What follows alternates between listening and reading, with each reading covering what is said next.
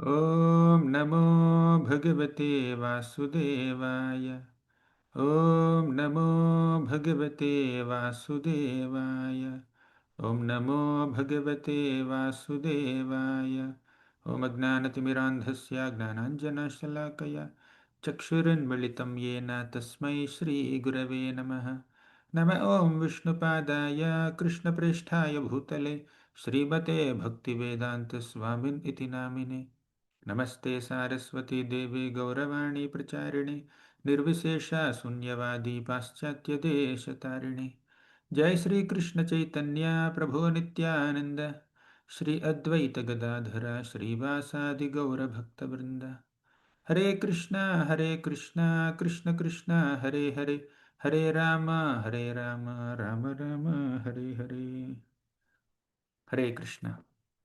I welcome everyone to this 10th session of our Rajavidya Rajaguhya series. Today we are discussing the last shloka of this second section of this chapter. Till now we discussed the first 9 shlokas. In the first 3 shlokas, which is the first section of this chapter, Krishna described the glories of the knowledge that he is going to reveal, knowledge of pure bhakti. And that includes knowledge about Krishna's glories. From the 4th shloka to 10th shloka, Krishna describes Aishwarya Gnana, means his connection with this material world. In the 4th and 5th shlokas, Krishna said that everything emanates from Krishna, but yet he is beyond him. Everything is dependent on him, but he is not dependent on anything. He is the supreme shelter. And 7th, 8th shlokas, Krishna spoke how he creates and maintains this material world and annihilates it at the right time, and again he recreates. And this whole creation and dissolution of this material universe is meant to give more and more opportunities to the conditioned souls to surrender to the Lord. And but does all these dealings of Krishna with the material universe bind Krishna with karma? No. 9th shloka says that karma doesn't bind Krishna. Now in the 10th shloka, which is like the ending shloka of this second section, from 4 to 10 is like one section, Krishna's connection with the material world, Aishwarya Gnana. So in the 10th shloka, Krishna says that under my superintendence, this Maya or this Prakriti is producing all these moving and non-moving entities. Basically, Maya functions or Prakriti functions under the direction of Krishna. That's the theme of the 10th shloka. Let's recite this and then discuss its meaning. मयाध्यक्षेण प्रकृतिः सूयते सचराचरम् हेतुनानेन sorry. मयाध्यक्षेण प्रकृतिः सूयते सचराचरम् हेतुनानेन कौन्तेय जगद्विपरिवर्तते। मयाध्यक्षेण प्रकृतिः सूयते सचराचरम् हेतुनानेन कौन्तेय जगद्विपरिवर्तते। Maya adhyakshena prakriti. Under my adhyakshata, under my direction, this prakriti or Maya, this material nature, what is it doing? Suyate sacharacharam.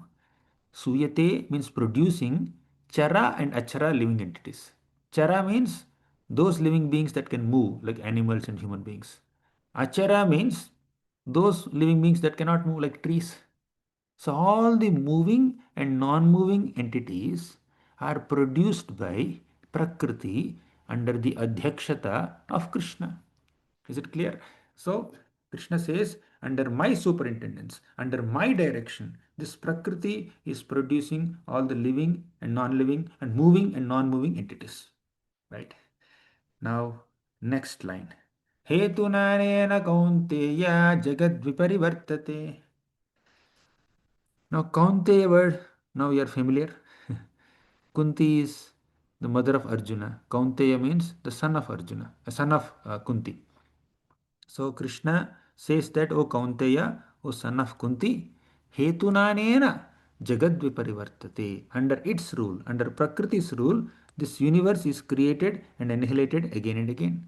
Jagat means universe, Viparivartate means undergoing so many changes, are subjected to creation and annihilation. So the meaning of this shloka once again is, under the direction of Krishna, This Prakriti or Maya is producing moving and non moving beings, and under its rule, this universe is being created and annihilated again and again. So, Krishna summarized what he spoke in the last few shlokas.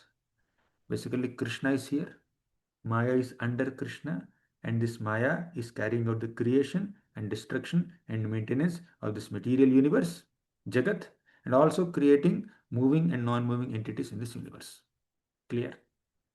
So that's the meaning of the shloka. Basically, Krishna is unaffected by Maya.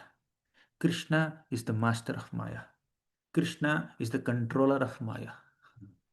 In, in the Bhagavatam, once Vyasadeva was sitting on the bank of a river and he was meditating. In his meditation, he saw Krishna. And behind Krishna, he saw Maya under his control. And along with Krishna and Maya, Vyasadeva also has seen the Jiva, the living being, suffering because of this Maya. And Vyasadeva also saw that the process of bhakti will protect this Jiva from Maya and bring the Jiva under the loving care of Krishna. Right? That's the creation. That's this material universe. Right? So Krishna is the controller of Maya. For us who are controlled by Maya, to come out of the control of Maya, we should take shelter of Krishna. That's the essence of Bhakti Yoga. For example, a CEO is there. He oversees everything in the business, but he's not actually selling the products or working for an individual department. He oversees everything. Similarly, Krishna oversees everything. In this material world, so many things are happening. Brahma creates, you see. There are different devatas who are working under Krishna's control. Like not only Maya, even devatas are under his Krishna's control. Brahma is there, he creates. Indra, he controls rains and he controls all the devatas. Varuna, he manages water bodies. Vayu, he is the wind god. Agni, the fire god. Yama, the god of justice. He governs justice. He punishes sinful people. And there are many other such devatas. Sometimes people ask, why you have so many devatas? Why you have so many gods? See, all these gods are like representatives of the Lord or servants of the Lord appointed by Krishna to carry out various affairs of this material world. For example, there is state. In that state, there is chief minister, irrigation minister, finance minister, home minister, education minister. So many ministers are there, right? Above all of them, there is a chief minister. He oversees the activities of all these subordinate ministers, and each of them is overseeing different affairs of the state. Similarly, in the universal cosmic government, in the state government, there are some caretakers and there is a boss above them. In the national government or central government, there are some caretakers, some ministers, and there is a prime minister above them. Similarly, in the universal government, there is the supreme personality of Godhead, and there are so many devatas under him.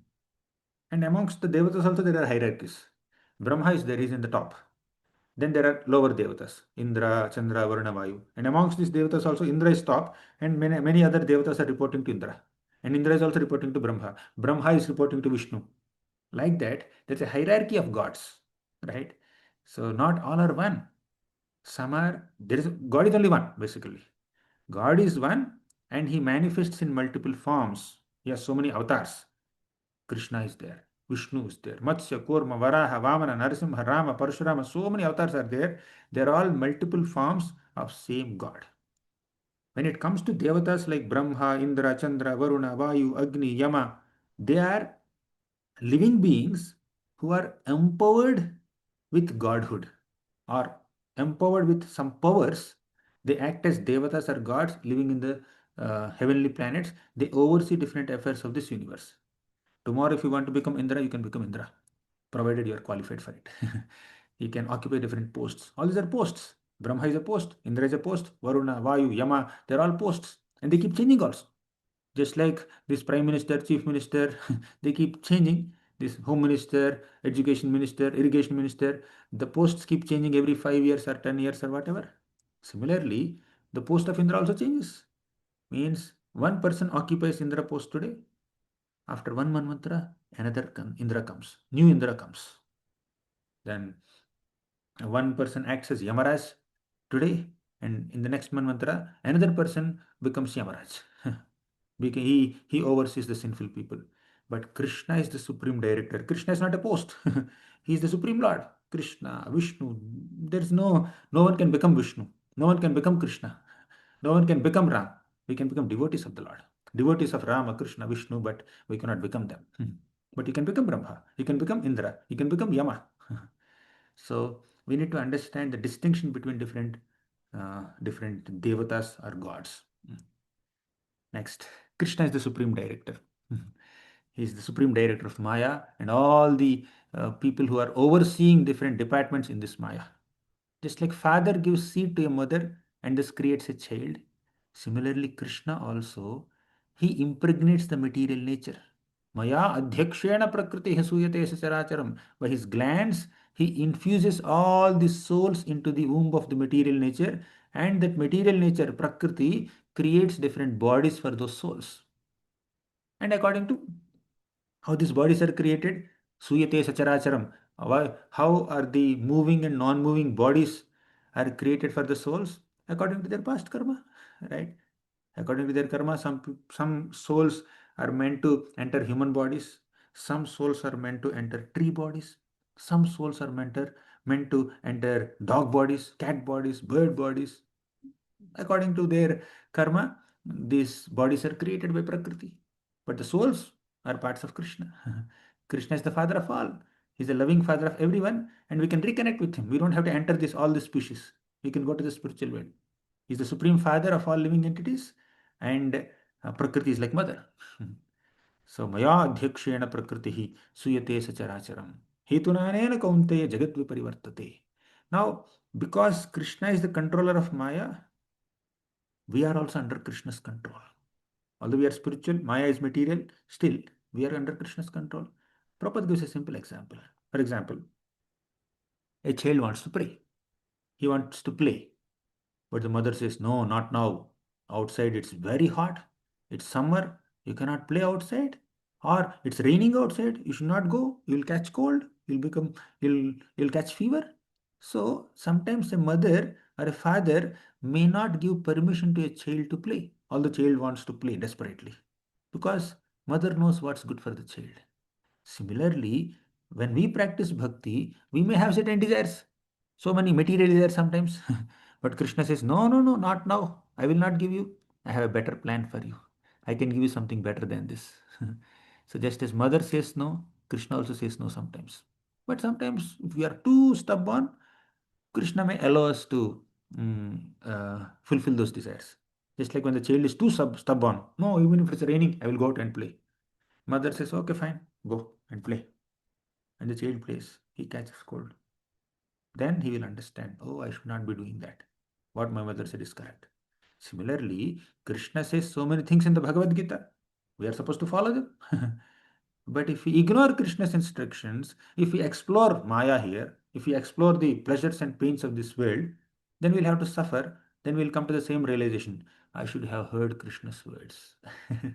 So we need to submit to Krishna's will. And Krishna is not threatening us. Krishna is lovingly cautioning us like a mother does to a child. So when we surrender to Krishna's will, then we get spiritual bliss. Otherwise, we have to suffer in this material world. So yeah, we discussed all these examples before also. Just like there are so many appliances, they cannot run without electricity. Similarly, this entire material universe made of Prakriti, manifested by Prakriti, cannot run without Krishna's energy, without Krishna's sanction. So we are dependent on Krishna every moment. So Krishna is the source of all creation and is the source of everything that's happening in this material world. Without him, without his will, without his superintendence, without his direction, nothing happens. Therefore, understanding Krishna's position, let us surrender unto Krishna. Let us take shelter of Krishna. Even Prakriti, Maya also is under Krishna's shelter, and we are naturally under Krishna's shelter. Let us take Krishna's shelter. Tomorrow, we'll start the 11th sloka, which is a new section, another exciting section. Of course, this section, last 7 days, sloka number 4 to 10 has been a bit technical, little philosophical slokas are there, a lot of information is given. But from 10th sloka onwards, we are entering another realm. So in the next section, you'll find Srimati Radharani. You will find the holy name of Krishna. You will find little more sweeter descriptions of bhakti.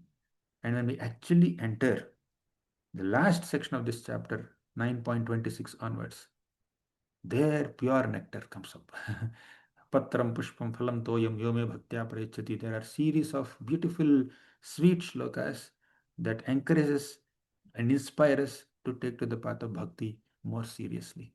So let's try our best to understand this flow of thought of Krishna in the ninth chapter and understand his greatness, understand his sweetness, understand his affection, and try to reciprocate with his attempt to reclaim all of us by practicing bhakti yoga. Thank you very much. Shrimad Bhagavad Gita ki jai, Srila Prabhupada ki jai.